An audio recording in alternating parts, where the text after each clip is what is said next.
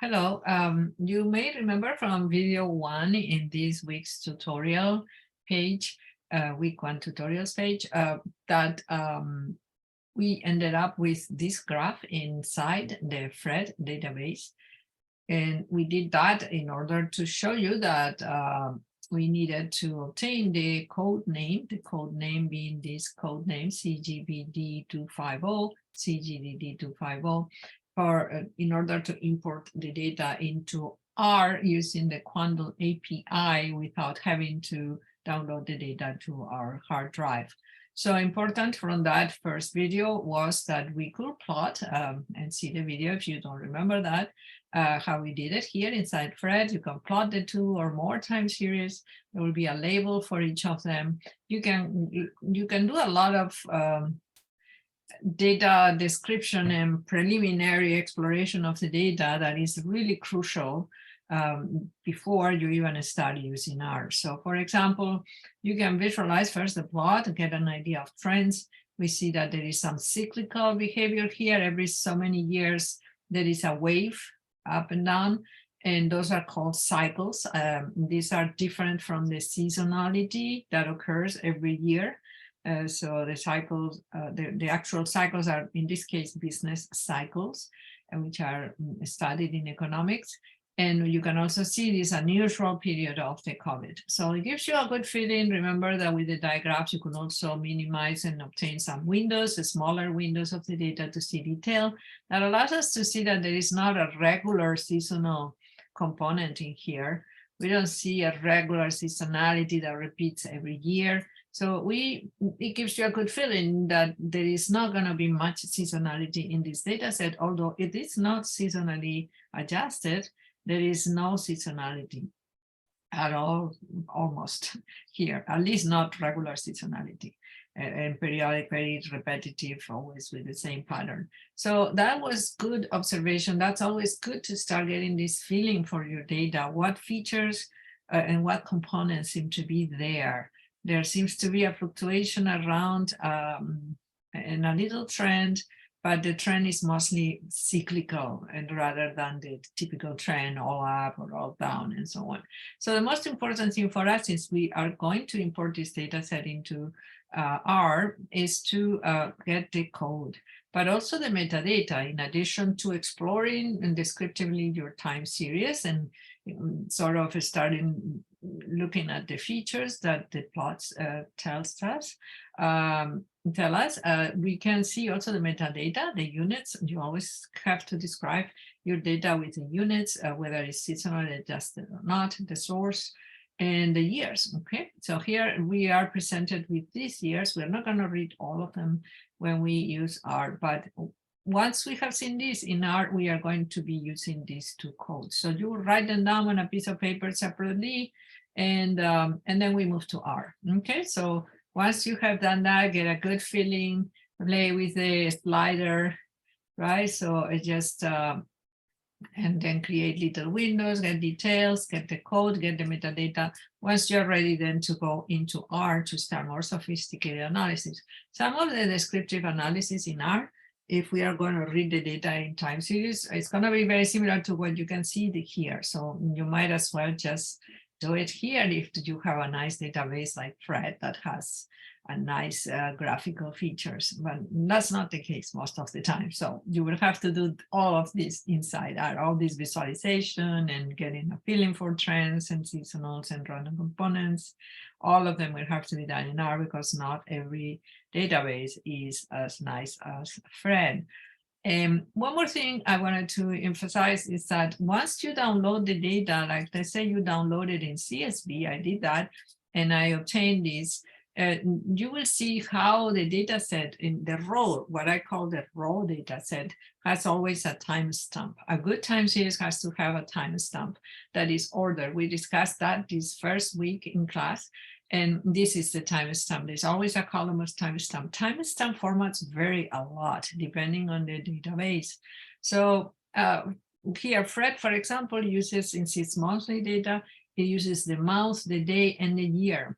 So the month, it's January, the 1st of January. So it tells us that the observations are reported on the first day of the month and of that given year. The years are not presented with 4 figures, they're presented with just the last 2 figures. So this is 2000. So let's see, let's go back to see if it makes sense. We're always good to check. Yeah, we start with 2000, so 2 zeros make sense. Always be critical when you're looking. Then at year 1, January 1st of year 2001, then we have January 1st of year 2002, and so on. So yeah, so familiarize yourself with the timestamp, because once we make this data set a TS object in R, the timestamp is going to adopt a format that TS uses. Okay. So that's the good thing about this. What we are going to do is import then this data set as TS objects. So as TS objects means Fred has already on the API, Quandle API is going to do the job of converting this data to TS object. It's not itself a TS object if it's CSV.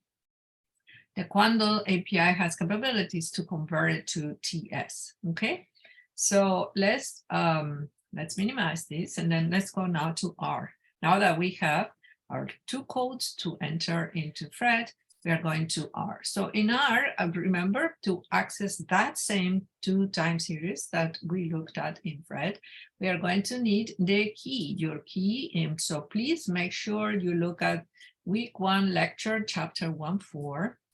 And you can see the video of a program like this that explains how to use the Quandle and how to analyze a little bit descriptively the data. But most importantly is that you read lecture chapter 1.4 and that you obtain and follow the directions there to obtain your Quandle API, which is a personal key code that you need to enter. So I already installed the packages. You need to do that, and you can type library. And then I already enter my personal key. I don't reveal it to you because it's personal. So it was there. Otherwise, I would not have access to the data.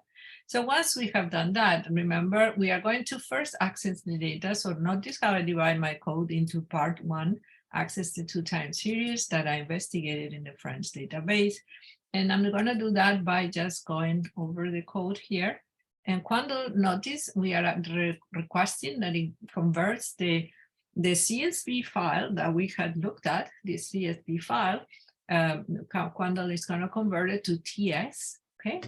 And starting with the end date, if we only provide the end date, so I wanted to end in January 1st of 2022, that's my preference, right? You could choose to read all the data set that we had in Fred, which was a little bit more, right? We had all the way to 2022 to December 1st, but I just want to stop. Usually the last observations, although Fred updates constantly, the last observations are always subject to revision anyway after a while by the government.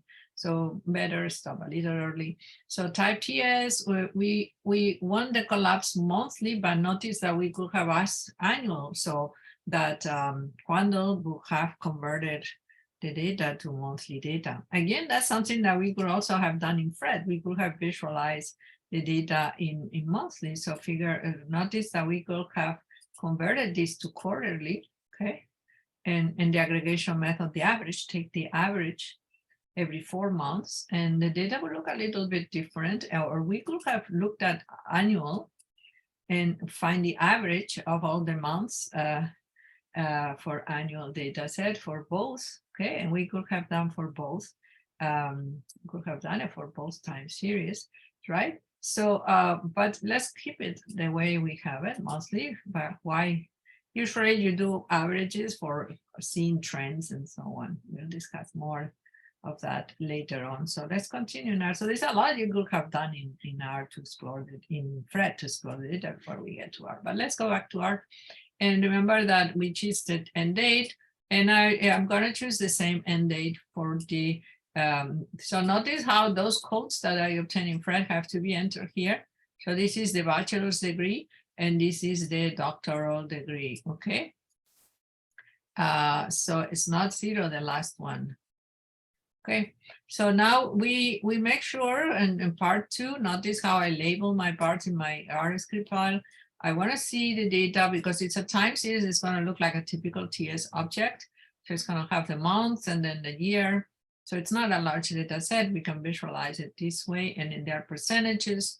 So you can see that these percentages are small, and overall the United States usually reports very small unemployment.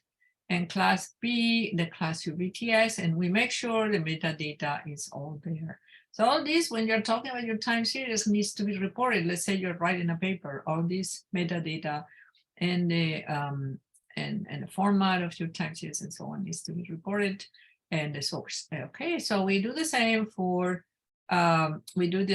D. Okay, we visualize D, make sure everything. Oops, no.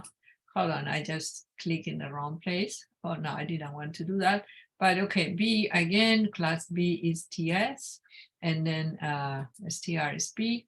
So, and then we did it for D, the same thing, okay? We check the metadata, we check the format.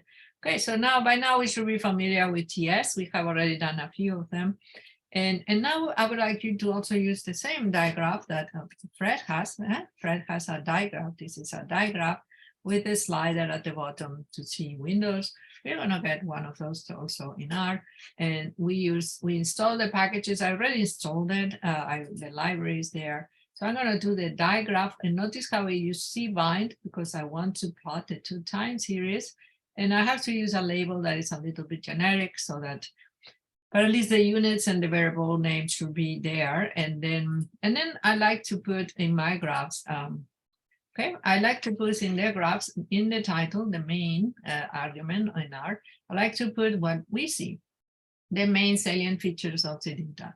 So if you look at this graph, we can see that the main salient features is that there is a cyclical pattern like we observed in Fred. So notice this is very similar to Fred's graph. Okay, let's remove this.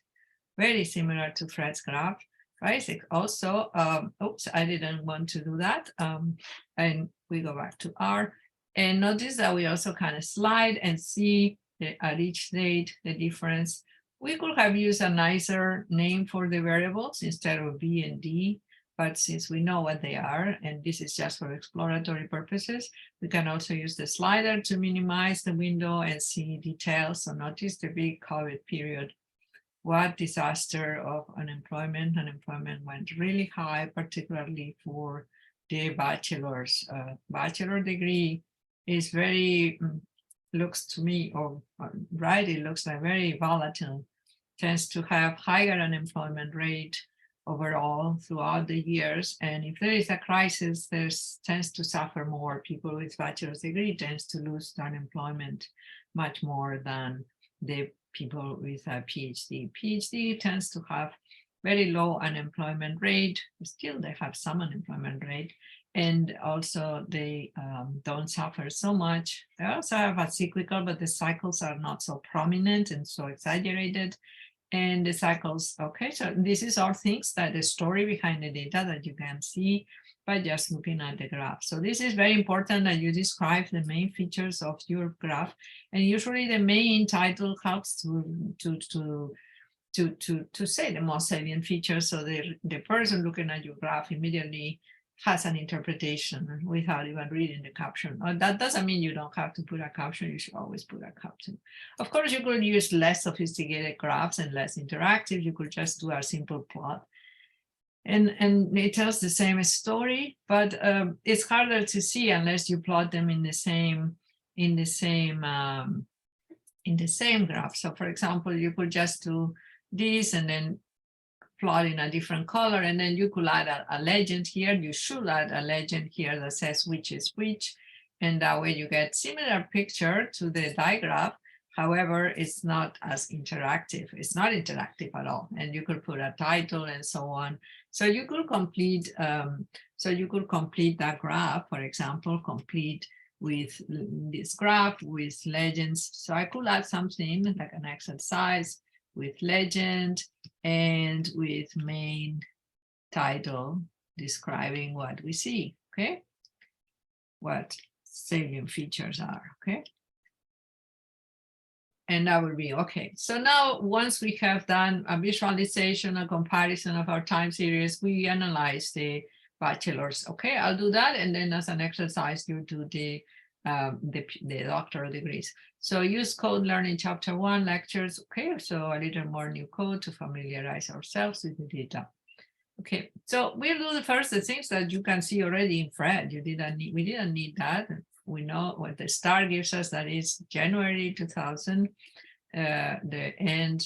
So to interpret this, you have to understand that you need the frequency, right? So you have to understand the data has been collected 12 observations per year. The cycle is a year, remember, for TS. Cycle is a year. There are 12 observations per year.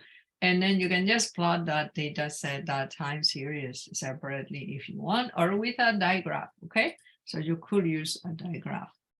Okay, so you could use a diagram. It's nicer, okay?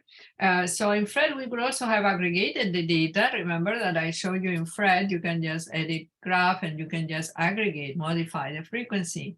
Remember, modify, if we had modified to annual, then we would have taken the average, of course. So how do we do that in R? In R, we do that by aggregating using the aggregate function, aggregate B, and the function equal mean. Make sure to give a different name to the time series when you do that, because it's no longer the same time series. And then you can plot the aggregate to see the trend.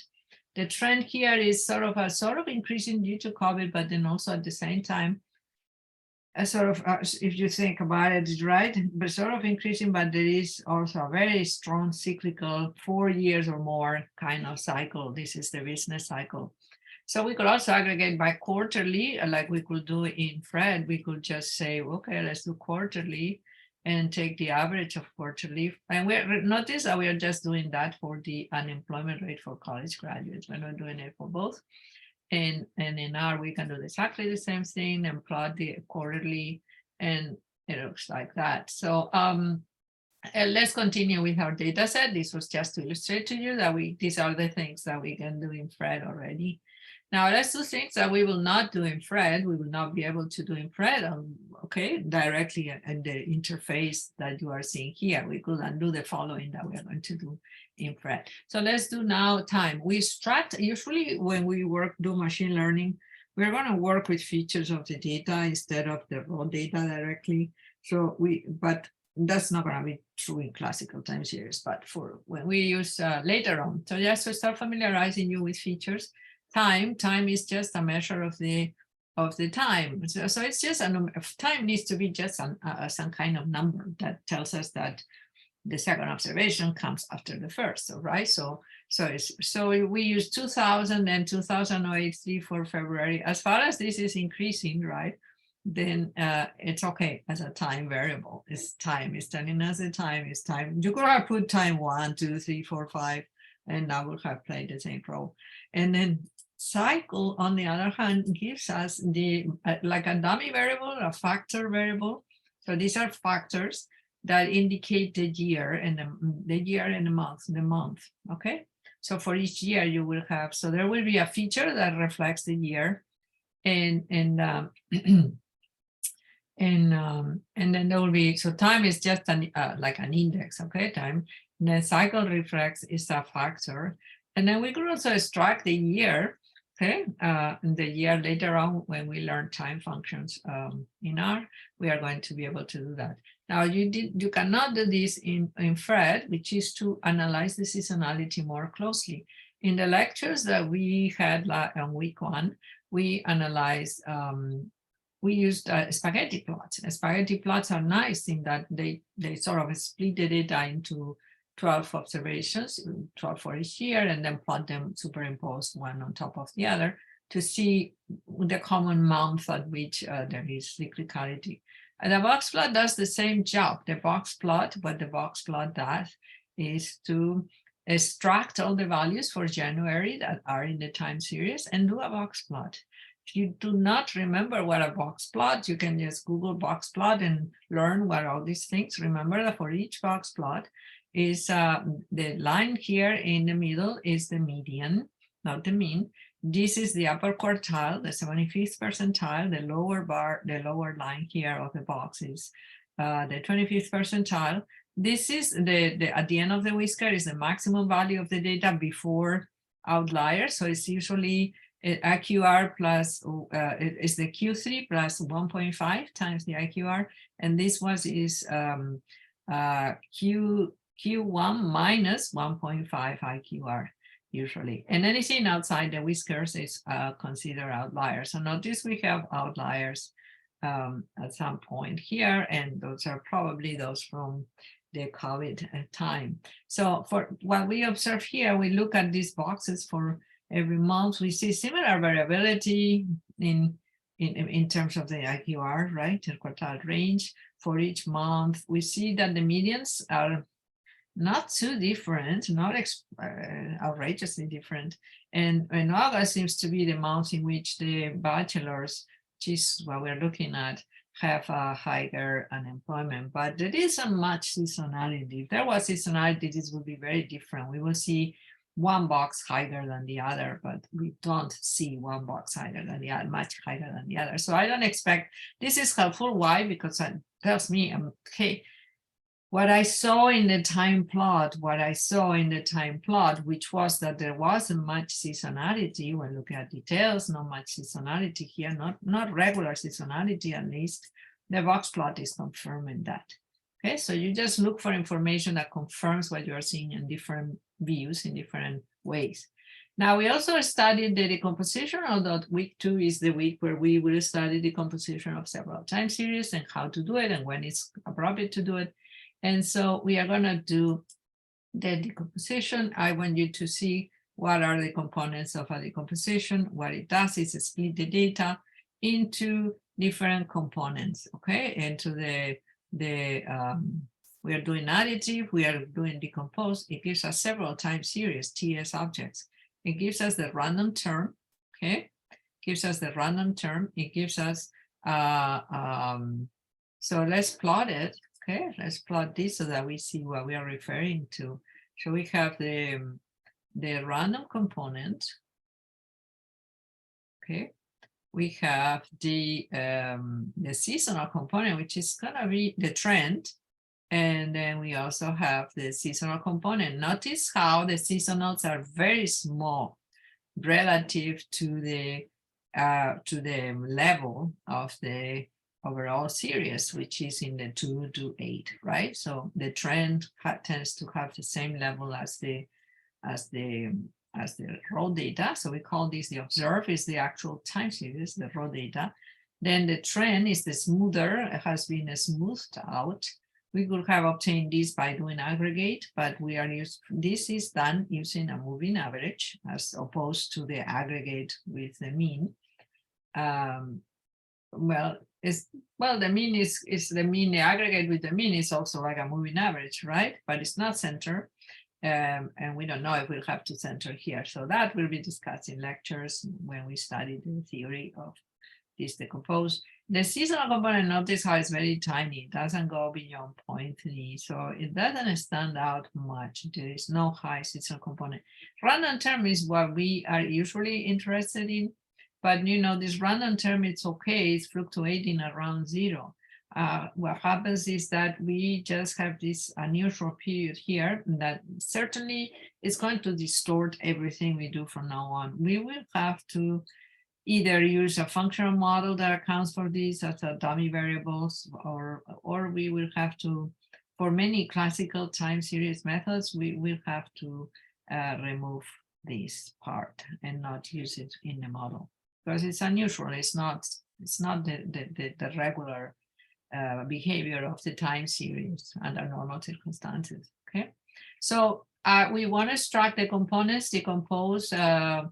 We can extract components, trends, seasonal, random, and I'm going to leave this out. We will talk about this later in the week, so we leave that for the tutorials of autocorrelation for tutorials. Our interest is in this random component and of course understanding these trends and the seasonals, but when we do classical data analysis, we'll be analyzing this and then later adding all these other components for forecasting.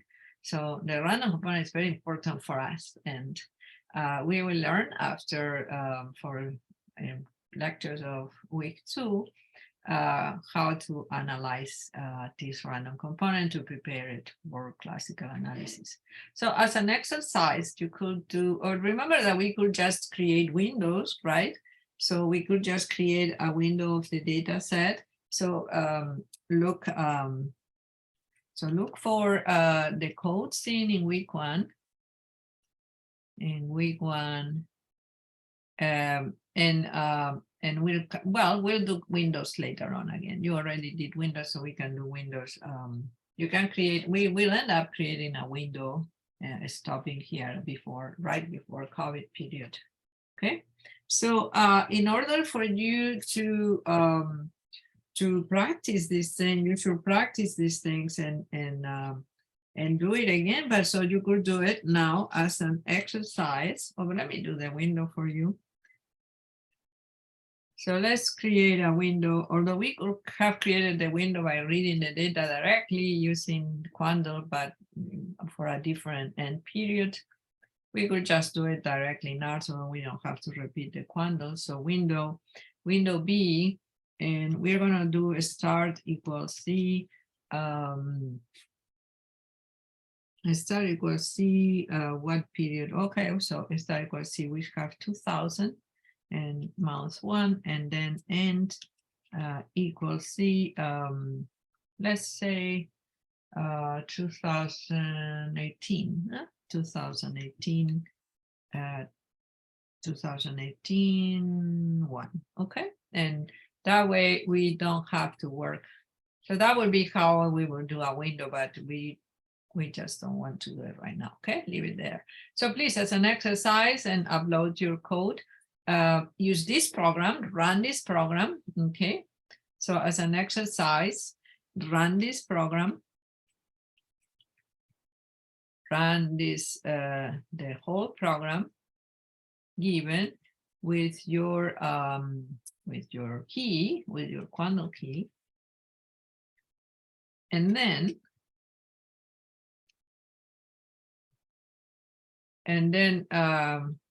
remove the key, okay, so I don't see, and then complete the analysis, and then finish this program, and then finish this program with the doctoral degree data set, okay? Finish the program by doing the same within sections 3 and 4, but for D, okay? So I would like to submit the whole program, what I went through plus your code, and make sure you label, okay? Label the parts 3 and 4 or D, okay? So all right, so I hope you enjoyed this discussion. There will be much more, of course, but we have to start at the beginning as usual. So I save this program and I will have it posted for you as well. So thank you for listening. And remember, we are closely working with data from Fred that we can visualize and get a feeling for the data and sort of give some initial description. But then we can do in our things that we cannot do in